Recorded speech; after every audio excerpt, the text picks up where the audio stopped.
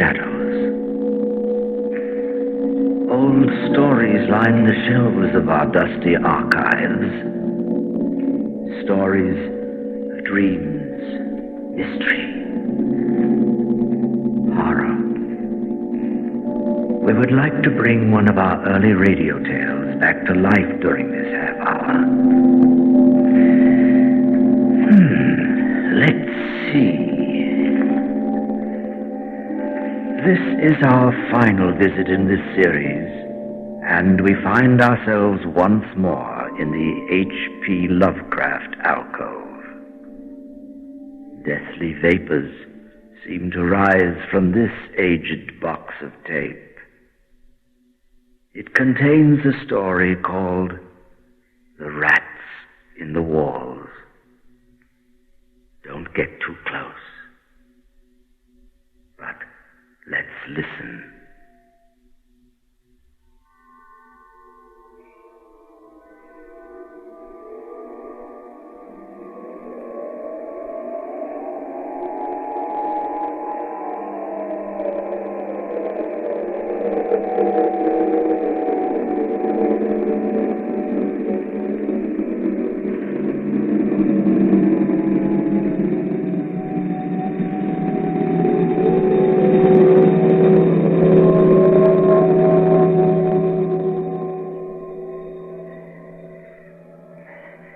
The restoration of Exham Priory had been a stupendous task. For little had remained of the deserted pile but a shell-like ruin. But because it had been the seat of my ancestors, I let no expense deter me.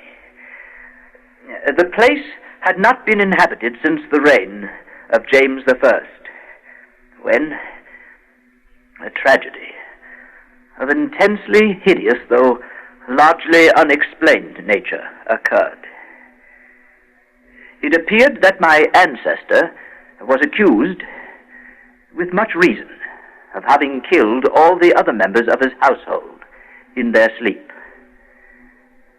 This deliberate slaughter, which included his father, as well as 3 brothers and 2 sisters, was strangely condoned by the villagers and slackly treated by the law. With this sole heir nevertheless legally denounced as a murderer, the estate had reverted to the crown.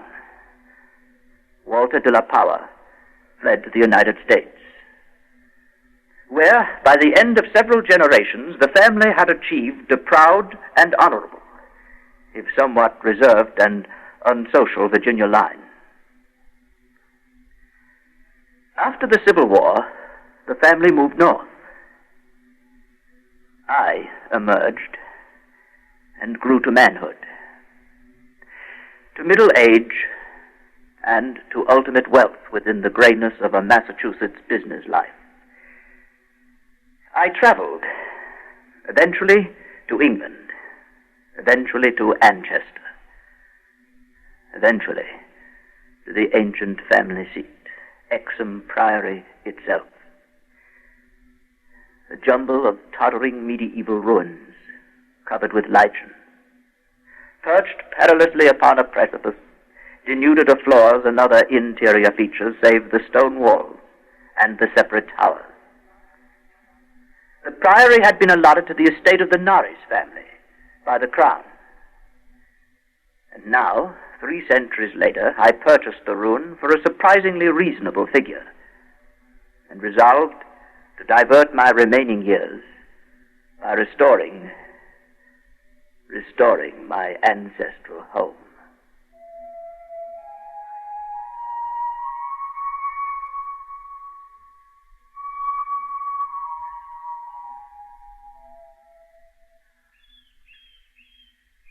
I had secured the interest, assistance, and the friendship of Captain Norris, whose knowledge of the place had been increased through the years by his having accompanied the many architects and antiquarians who loved to examine the strange relics.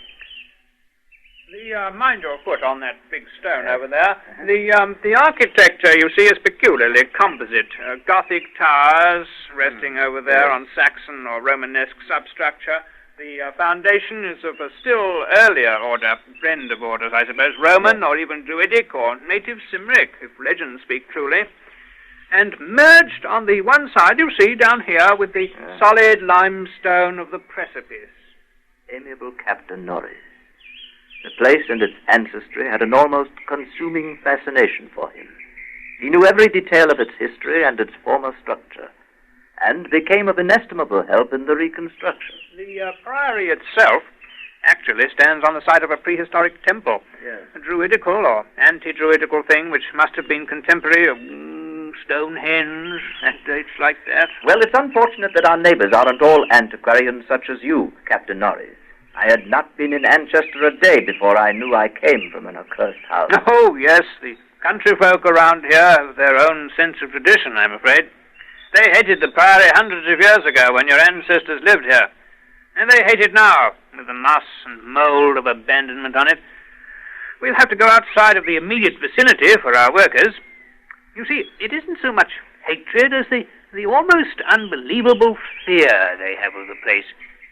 And the scope appears to include both the priory and, I'm afraid, its ancient family. Yes, I don't seem to be able to convince the villagers how little I know of my heritage. Oh, but to them a lineage is beyond a matter of knowing.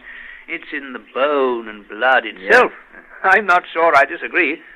But what do we see? After 3 centuries, a power has returned to his ancient site to reconstruct the very house. And for the villagers, you've come to restore a symbol abhorrent to them. Oh. Rational or not, you know, they view Exham Priory as nothing less than a haunt of fiends and werewolves. Captain Norris. Superstitions, ghosts, and goblins. Oh, no, not quite that. You share their worries, nevertheless. Well, so would you, Power. It's not a matter of the present. It's not all superstition. This is an ancient place, Power. That indescribable rites had been celebrated here, no one doubts. Rites of the Cybele worship. Now, mind that stone there. You know, the people didn't need any walls to keep them out. They were too frightened of the place altogether. It was never destroyed by the Danes, oddly enough. After the Norman conquest, it must have declined tremendously. There was no impediment when Henry III granted the site to your ancestor, Gilbert de la Poer, he was called then. First Baron Exham in, I think, 1261. Yes, well then it's the location, the house, not the family that inherits the bad name. Well, they became aligned, you see. And not, so far as we know, unwillingly. True, before their occupation, the family bore no evil report, but something strange must soon have occurred. You know, in one chronicle, there's a reference to a de la Poer as cursed of God. It's a strange phrase. Village legendary had nothing but evil and frantic fear to tell of the castle. The fireside tales were of the most grisly description. All the, mind your head down, all the ghastlier because of their frightened reticence and cloudy evasiveness. I'm afraid they represented your ancestors as a race of hereditary demons. But what precisely happened, Norris? What went on? Well, there are the vaguer tales. Hackneyed spectral lore, perhaps. Wails and the usual howlings heard around the place. Graveyard stench after the spring rains. A few of the tales were exceedingly picturesque. For instance, the belief that a legend of bat-winged devils kept witches' Sabbath each night at the Priory, a legend whose sustenance must explain the disproportionate abundance of coarse vegetables harvested in the gardens. But most vivid of all, there was the dramatic epic of the rats. The rats? Yes, the scampering army of obscene vermin which had burst forth from the castle a couple of months after the tragedy that doomed the place to desertion. You know, a lean, filthy, ravenous army which had swept all before it and devoured fowl, cats, dogs, hogs, sheep, and, you know, even 2 villagers before its fury was spent. Yes, and that was just 3 months after Walter de la Poer had murdered his family and fled to Virginia. Yes, I should say about that. You know, one thing puzzles me about that murder. Walter de la Poer must have known for years the sinister tales about his family. I can scarcely conjecture what discovery could have prompted an act so terrible. What had he witnessed or stumbled upon? Take this path downhill. Yes. The general whispered sentiment seems to have been that he purged the land of immemorial curse.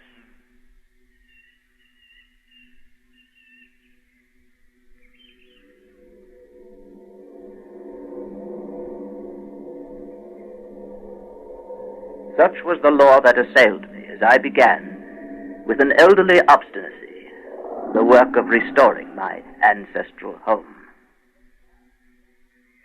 When the task was done, over 2 years after its commencement, I viewed the great rooms with pride. Wainscoted walls, vaulted ceiling, mullioned window, broad staircase, all there, all as it had been. The new parts blended perfectly with the original stone walls and foundations.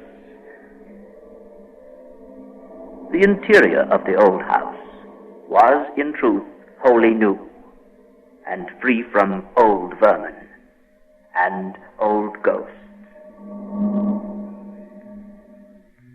The first incident occurred 6 days after I moved into the priory. That night, dispensing as usual with a valet, I retired to the West Tower chamber, which I had chosen as my own. The room was circular, very high, and without wainscoting, the stones being hung with tapestries. I did not draw the curtains, but gazed out at the narrow north window, which I faced from the canopied four-poster. At some time I must have fallen quietly asleep, but I recall a distinct sense of leaving strange dreams.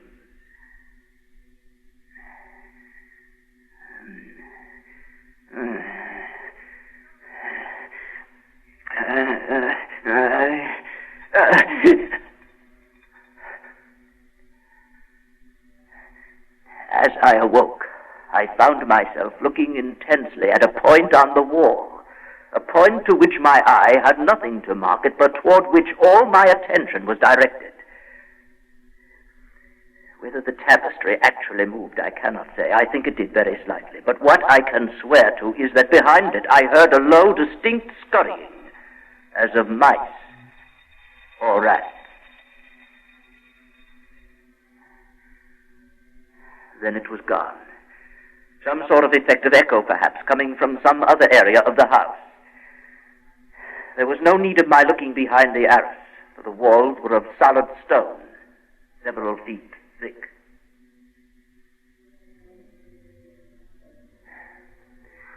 It was a while before I could drift back to sleep, and I seemed directly to re-enter my earlier dream, except that this time the vision was clearly, horribly before me. I seemed to be looking down from an immense height upon a twilit grotto, knee-deep with filth, where a white-bearded demon, a swineherd, drove about with his staff a flock of fungus beasts, whose appearance filled me with unutterable loathing.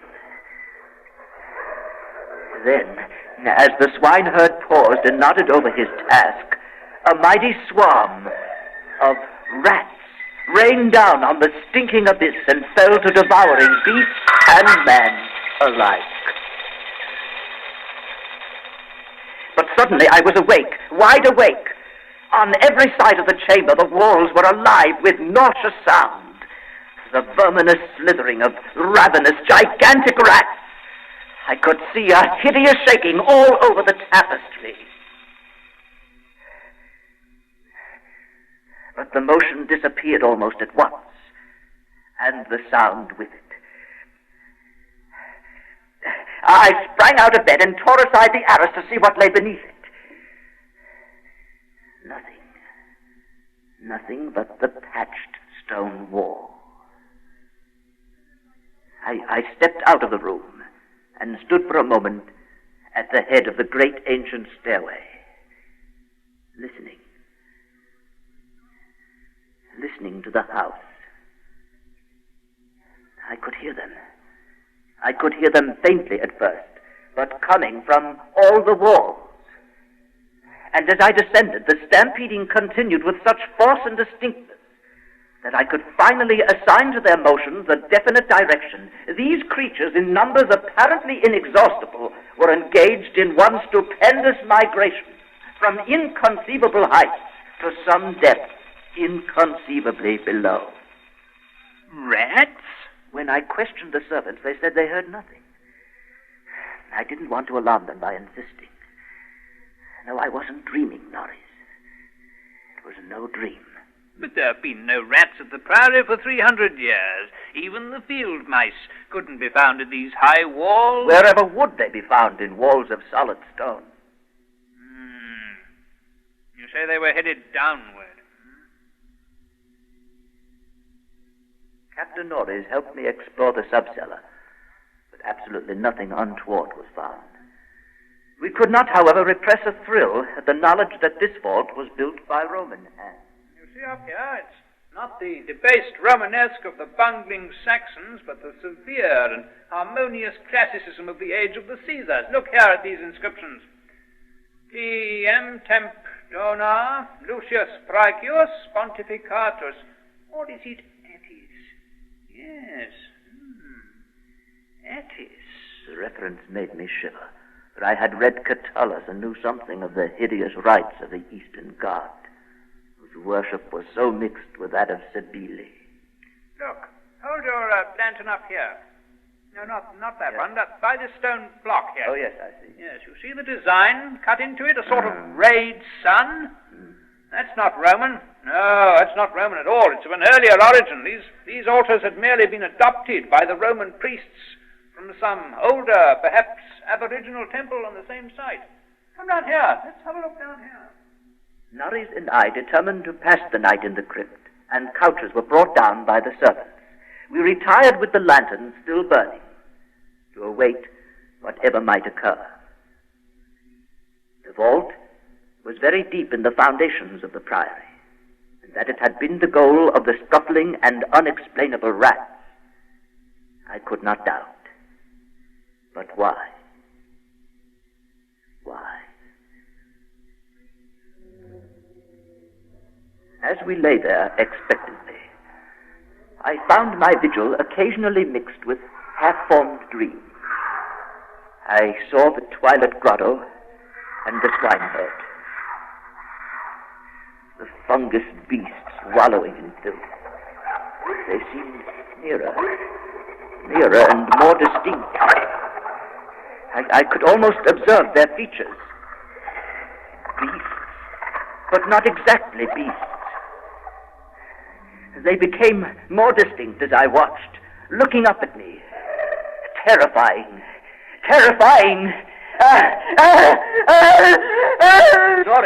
Norris, wake up, Norris. Wake up. What is it, Father? What's wrong? Did you hear them? Did you hear them, Norris? What? The rats! Rats? I heard nothing at all. Still downward. They were going still farther down. No. There are cellars below us, Norris. Cellars? Norris, was it hallucination? Was it madness? Why have they stopped? Why is it silent now? Perhaps you've been shown what certain forces wish to show you. They were headed downward. In this altar, see, Norris? The lantern flickers at the crevice here between the altar and the floor. There must be some kind of... By Jove! There must be some way of descending, some door, some kind of entrance. Balanced by some sort of counterweight, I expect. You see? Look here, look. Yes. The entire stone pivots aside. By Jove! There's your cellar power.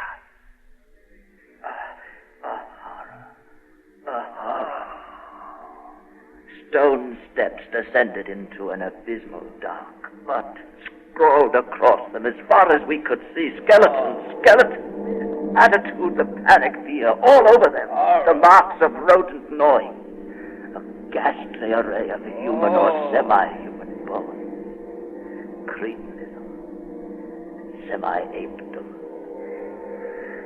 We descended the hellishly littered steps. Horrifying, but extraordinary. Look here. Out through solid rock. Notice the strokes here. Look, according to the direction of this passage must have been chiseled from beneath upward. No? Look at that. You notice the air? There's a cool movement of air, probably some fissure in the cliffs above. Yes, look, Pa, the stairway ends here. There's light filtering down from somewhere up here. I can't quite see it, but... Hey, it must be morning outside, almost enough light to see. It's a sort of grotto. Enormous. You can just barely... The descent from reality had almost prepared me for what was to come. Norris, when I reached him, stared out with a look resembling that of the skulls at his feet. Then I followed his eyes over the subterranean world before us. Dear God. We must not underestimate the archaeological importance of such a discovery as this. The Twilight Grotto was of enormous height and stretched farther than any eye could see. There were buildings and other architectural remains. In the center, a circle of monoliths, but dwarfed, everything dwarfed by the spectacle on the ground. An insane tangle of bones, human or nearly so. Like a foamy sea, they stretched postures of demonic frenzy, either fighting off some menace or clutching other forms with cannibal intent. Yes, the skulls suggest a rather baffling mixture. Mostly lower in the scale of evolution than Pithecanthropus, but in every case definitely human. Actually, some of them seem to be supremely and sensitively developed types. Horror upon horror. All the bones gnawed. Altars serving as butcher shop and kitchen. Mostly by rats. Cauldron. Dining table. Not all by rats, my General. Goblets brown-stained and dried. Horror upon horror. Notice the stone pens over here, for the keeping of herd, I expect, and out of which they must have broken in their last delirium of hunger or rat fear.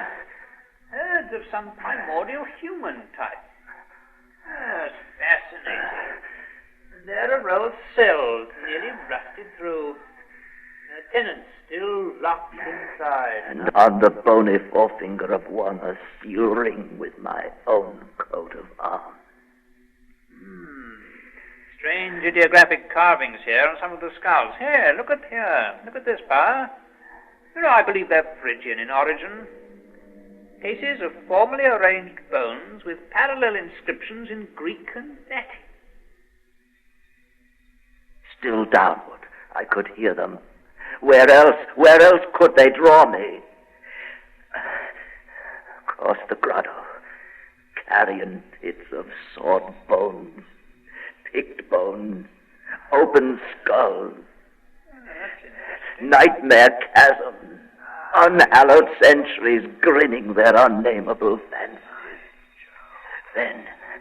Then to the edge of a depth hideously foreshadowed by my dreams.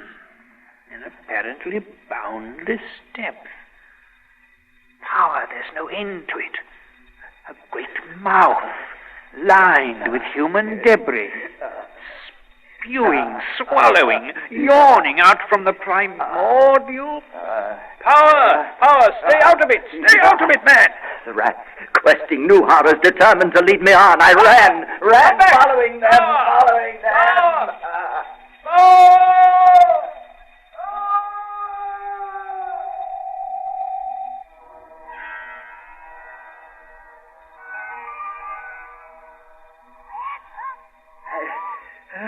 I heard voices, echoes, but above all that insidious scurrying. I felt them all around me. I was one of them, part of the ravenous army that feasts on the living and the dead. Well, why shouldn't rats eat a deal of power, as a deal of power eat forbidden things? No, I am not that demon in the Twilight Grotto. It's not Nari's body I tear apart. It's not blood I feast upon, and flesh. You faint and fear at what my family do. Bloodhouse, I'll learn you how to cross. World is wine, little wife. Magna Mater!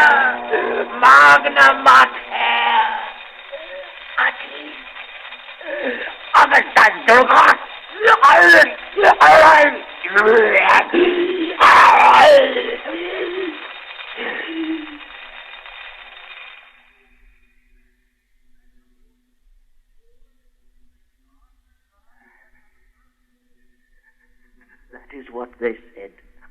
said when they found me in the blackness over the half-eaten body of Captain Norris.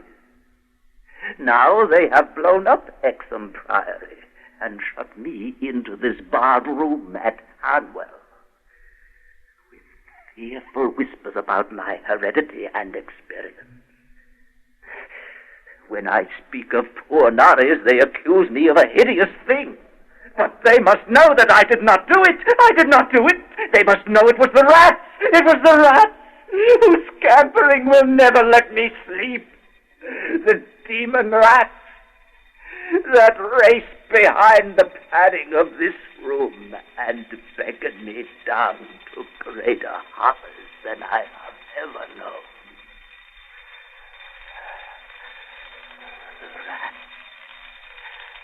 The rats, they can never hear.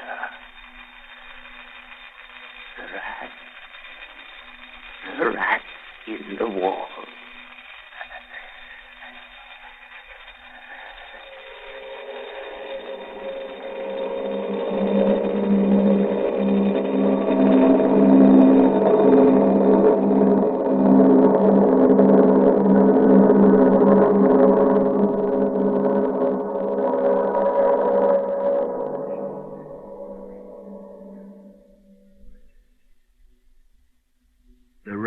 In the Walls by H.P. Lovecraft.